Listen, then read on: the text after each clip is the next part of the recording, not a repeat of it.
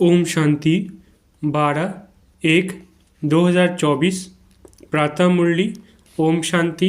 बाप दादा मधुबन। बाबा आज कह रहे हैं, मीठे बच्चे, अपने को आत्मा समझ आत्मा भाई से बात करो। ऐसी दृष्टि पक्की करो तो भूत प्रवेश नहीं करेंगे। जब कोई में भूत देखो तो उससे किनारा कर लो। मीठे बच्चे, अपने को आत्मा समझ आत्मा भाई से बात करो। ऐसी दृष्टि पक्की करो तो भूत प्रवेश नहीं करेंगे। जब कोई में भूत देखो तो उससे किनारा कर लो। प्रश्न, बाप के बनने के बाद भी आस्तिक और नास्तिक बच्चे हैं, वो कैसे? उत्तर, आस्तिक वो है जो ईश्वरीय कायदों का पालन करते देही अभिमानी रहने का पुरुषार्थ करते, और नास्तिक वो है जो ईश्वरीय कायदों के खिलाफ भूतों के वश हो आपस में लड़ते झगड़ते हैं। दूसरा, आस्तिक बच्चे देह सहित देह के सब संबंधों से बुद्धियोग तोड़ अपने को भाई भाई समझते हैं। नास्तिक देह अभिमान में रहते हैं। ओम शांति। पहले पहले बाप बच्चों को समझाते हैं कि हे बच्चे, बुद्धि में सदा ये याद रखो कि शिव बाबा हमारा सुप्रीम बाप भी है, सुप्रीम शिक्षक भी है, सुप्रीम सद्गुरु भी है। यह पहले पहले बुद्धि में ज़रूर आना चाहिए। हर एक अपने को जान सकते हैं कि हमारी बुद्धि में आया व नहीं। अगर बुद्धि में याद आता तो आस्तिक है, नहीं आता है तो नास्तिक है। स्टूडेंट की बुद्धि में फट से आना चाहिए कि टीचर आया है। घर में रहते हैं तो वो भूल जाता है। उस रूहाब से बहुत कोई मुश्किल समझते हैं कि हमारा सुप्रीम बाबा आया हुआ है, वो टीचर भी है और वापस ले जाने वाला सद्गुरु भी है। याद आने से खुशी का पारा चढ़ेगा, नहीं तो अपने ही दुख दर्द दुनिया की छी बातों में भिन्न भिन्न ख्यालात में बैठे रहते हैं। दूसरी बात, बहुत करके बच्चों से पूछते हैं कि विनाश में बाकी कितना समय है। ये पूछने की बात नहीं। पहले तो ये हमको किसने समझाया है उनको जानो। पहले बाप का परिचय दो। आदत पड़ी हुई होंगी तो समझेंगे समझाएंगे, नहीं तो भूल जाएंगे। बाप कितना कहते हैं, अपने को आत्मा समझो, दूसरे को आत्मा की दृष्टि से देखो, परंतु वो दृष्टि नहीं ठहरती। रुपये से एक आना भी मुश्किल बैठता है, जैसे बुद्धि में ठहरता ही नहीं है। यह कोई बाप श्राप नहीं देते हैं, ये तो बाप समझाते हैं कि ज्ञान बहुत ऊंचा है। राजाई स्थापन होती है, रंग से लेकर राव बनते हैं। राव थोड़े बनते हैं, बाकी रंग नंबरवार हो जाते हैं। लास्ट नंबर वाले की बुद्धि में कभी कोई बात बैठ न सके। तो पहले जब किसको भी समझाते हो तो शिव बाबा का जो 32 गुणों वाला चित्र बनाया है उस पर समझाना चाहिए। उसमें भी लिखा हुआ है, सुप्रीम फादर, सुप्रीम टीचर सद्गुरु है। पहले जब ये निश्चय होगा कि समझाने वाला सुप्रीम फादर है तो फिर संशय नहीं लाएंगे। बाप बिगड़ ये स्थापना कोई कर ना सके। तुम जब समझाते हो कि यह स्थापना हो रही है तो उन्हों की बुद्धि में ये ज़रूर आना चाहिए कि इन्हों को समझाने वाला कोई है। कोई मनुष्य मात्र तो ऐसे कह न सके कि ये राज्य स्थापन हो रहा है। तो पहले पहले बाप का निश्चय पक्का कराना है। हमको परमात्मा बाप पढ़ाते हैं। ये कोई मनुष्य मत नहीं है, ये ईश्वरीय मत है।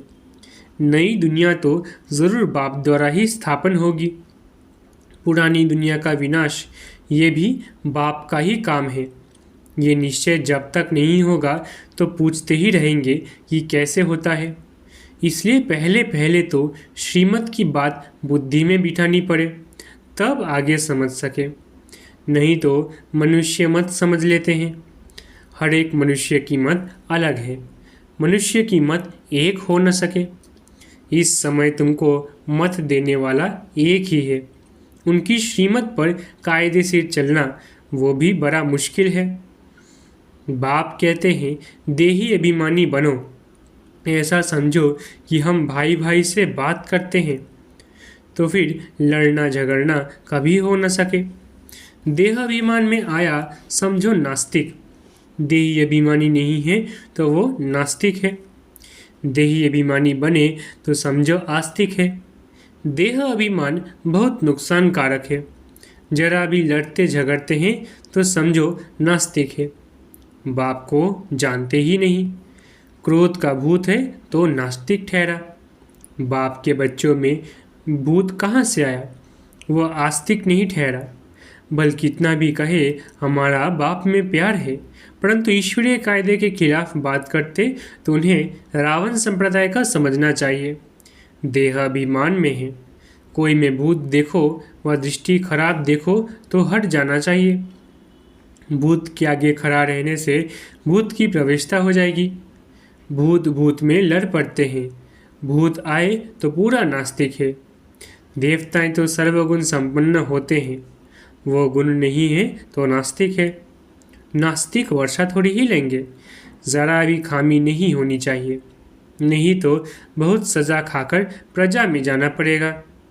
भूत से दूर रहना चाहिए। भूत का सामना किया तो भूत आ जाएगा। भूत से कभी सामना नहीं किया जाता है, उनसे जास्ती बात भी नहीं करनी चाहिए। बाप कहते हैं ये है भूतों की दुनिया। भूत जब तक निकले नहीं हैं तो सजाएं भी खानी पड़ेंगी, पद भी पा नहीं सकेंगे।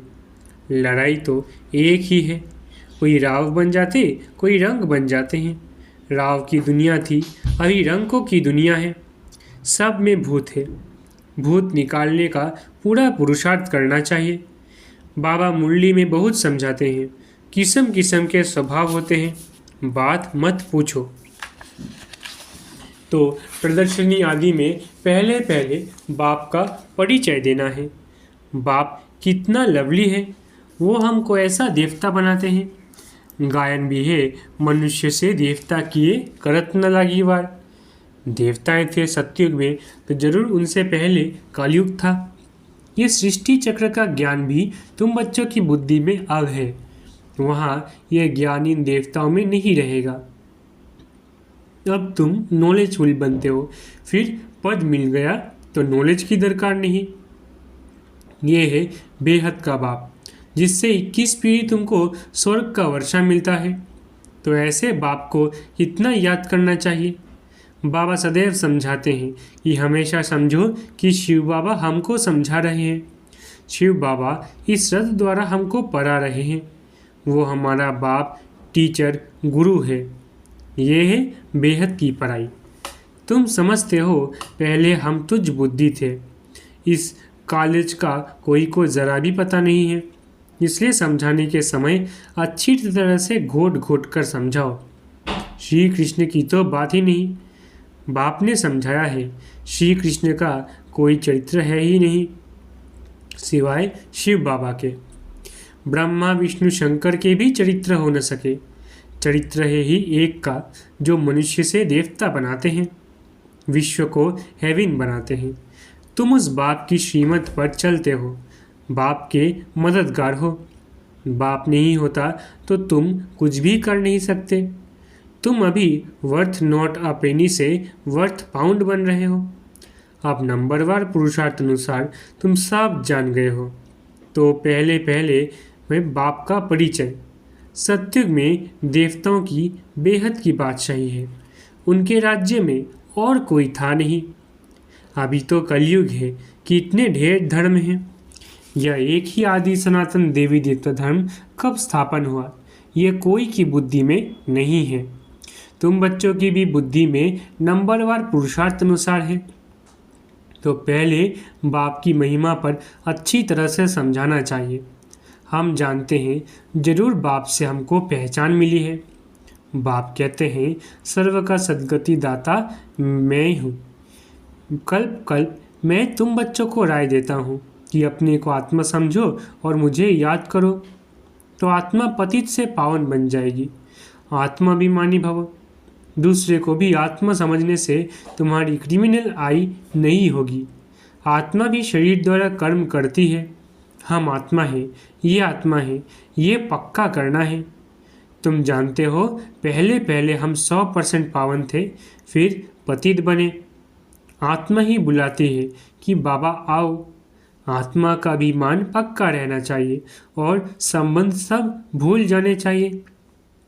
हम आत्मा स्वीट होम में रहने वाली है, यहाँ पार्ट बजाने आए हैं। ये भी तुम बच्चे ही समझते हो। तुम्हारे में भी नंबरवार है जिनको याद रहती है भगवान पढ़ाते हैं। कितनी खुशी रहनी चाहिए। भगवान हमारा बाप भी है, टीचर भी है, सदगुरु भी है। तुम कहेंगे हम उनके सिवाय और कोई को याद नहीं करते। बाप कहते हैं देह सहित देह के सभी संबंध तोड़ मामी का याद करो। तुम सब ब्रदर्स हो। कोई मानते हैं कोई नहीं मानते हैं तो समझो नास्तिक है। हम शिव बाबा के बच्चे हैं तो पावन होने चाहिए। बाप को बुलाते ही है बाबा आकर हमको पावन विश्व का मालिक बनाओ। सत्युग में तो पावन होने की बात ही नहीं है। पहले तो ये समझो कि ये शिव बाबा है, इनसे नई दुनिया स्थापन होती है। अगर पूछे कि विनाश कब होगा तो बोलो पहले अल्फ को समझो। अल्फ को नहीं समझा तो पीछे की बात बुद्धि में कैसे आएगी। हम सत्य बाप के बच्चे सत्य बोलते हैं। हम कोई मनुष्य के बच्चे नहीं हैं, हम शिव बाबा के बच्चे हैं। भगवानोवाच, भगवान उनको कहा जाता है जो सभी ब्रदर्स का बाप है। मनुष्य अपने को भगवान कहला न सके। भगवान तो निराकार है, वो बाप टीचर सदगुरु है। कोई मनुष्य बाप टीचर सदगुरु हो न सके। कोई भी मनुष्य किसकी सदगति कर नहीं सकते, भगवान हो न सके। बाबा है पतित पावन, पतित बनाता है रावण। बाकी ये सब है भक्ति के गुरु। ये भी तुम समझते हो। यहाँ आते हैं वो आस्तिक तो बनते हैं। बेहद के बाप पास आकर निश्चय करते हैं कि ये हमारा बाप टीचर गुरु है। जब कंप्लीट दैवी गुण आ जाएंगे तो लड़ाई भी लगेगी। समय अनुसार तुम खुद समझेंगे कि अब कर्मातीत अवस्था को पहुंच रहे हैं। अभी कर्मातीत अवस्था हुई कहाँ है। अभी बहुत काम है। बहुतों को पैगाम देना है। बाप से वर्षा लेने का तो सबको हक है। अब तो लड़ाई जोर से होगी। फिर ये हॉस्पिटल डॉक्टर आदि कुछ नहीं रहेंगे।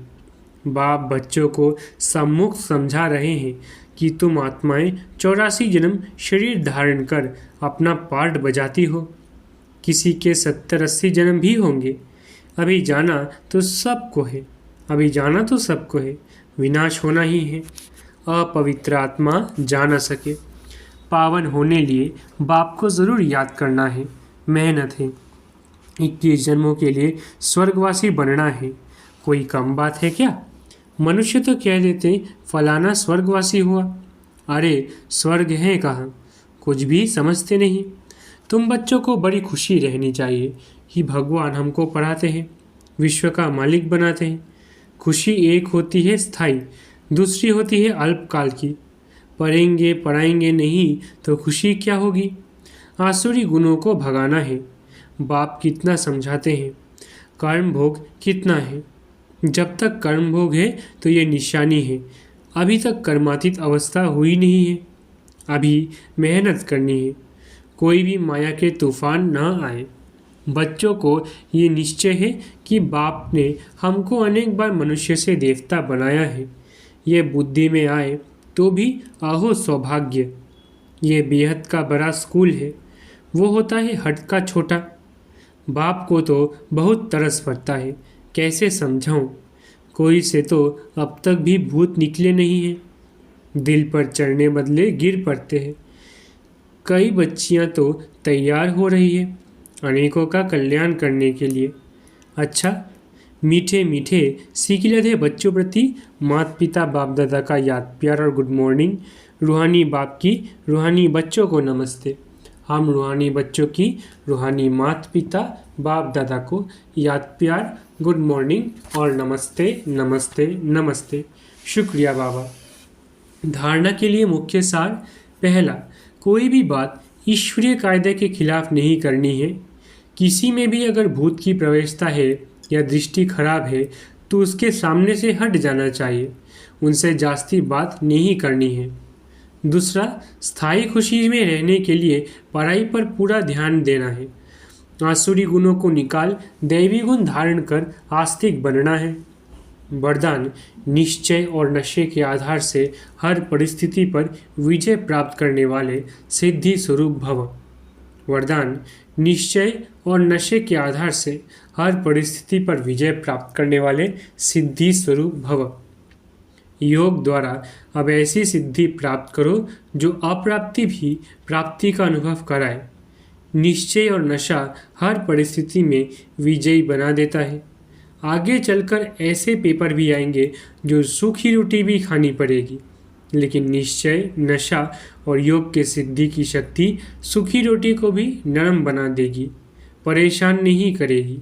आप सिद्धि स्वरूप की शान में रहो तो कोई भी परेशान नहीं कर सकता। कोई भी साधन है तो आराम से यूज़ करो, लेकिन समय पर धोखा ना दे, यह चेक करो। स्लोगन, निमित्त बन यथार्थ पाठ बजाओ तो सर्व के सहयोग की मदद मिलती रहेगी। स्लोगन, निमित्त बन यथार्थ पाठ बजाओ तो सर्व के सहयोग की मदद मिलती रहेगी। अव्यक्ति साइलेंस द्वारा डबल लाइट फरिश्ता स्थिति का अनुभव करो। किसी भी कार्य में नवीनता की इन्वेंशन के लिए एकाग्रता की आवश्यकता होती है, चाहे लौकिक दुनिया की इन्वेंशन हो चाहे आध्यात्मिक इन्वेंशन हो। एकाग्रता अर्थात एक ही संकल्प में टिक जाना, एक ही लगन में मगन हो जाना, अपनी शांत स्वरूप में स्थित हो जाना। इससे बुद्धि का भटकना सहज ही छूट जाएगा। देह और देह की दुनिया सहज भूल जाएगी और डबल लाइट फरिश्ता स्थिति का अनुभव होने लगेगा। अच्छा, ओम शांति। शुक्रिया बाबा।